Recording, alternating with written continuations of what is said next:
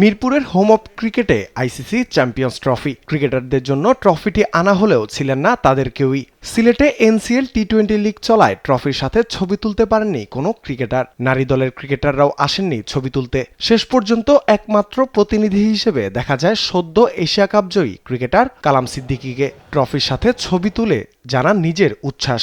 সব প্লেয়ারেরই ইচ্ছা থাকে নিজের দেশের জন্য একটা বড় ট্রফি আনার, তো আমাদের সবারই ইচ্ছা আছে। আলহামদুলিল্লাহ, ইনশাল্লাহ চেষ্টা করব। নিয়ম রক্ষায় উপস্থিত ছিলেন বিসিবির দুই পরিচালক ইফতেখার মিঠু ও নাজমুল আবেদিন ফাহিম। কিন্তু ট্রফির সাথে ছবি তুলতে যারা অনীহা ফাহিমের। গণমাধ্যম কর্মীরা অবশ্য ট্রফির সাথে ছবি তোলার সুযোগ হাতছাড়া করেননি।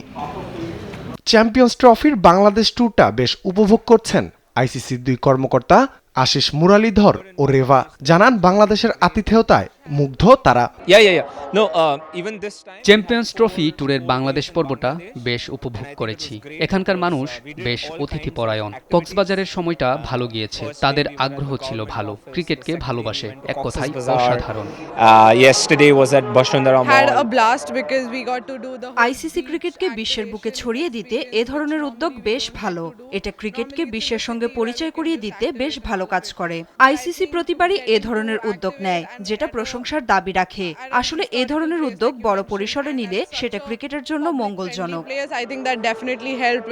11 ডিসেম্বর কক্সবাজারে লাবণী সমুদ্র সৈকতে দর্শকদের জন্য উন্মুক্ত রাখা হয় চ্যাম্পিয়ন্স ট্রফি। এরপর 12 ডিসেম্বর ট্রফি আসে রাজধানীর বসুন্ধরা শপিং মলে।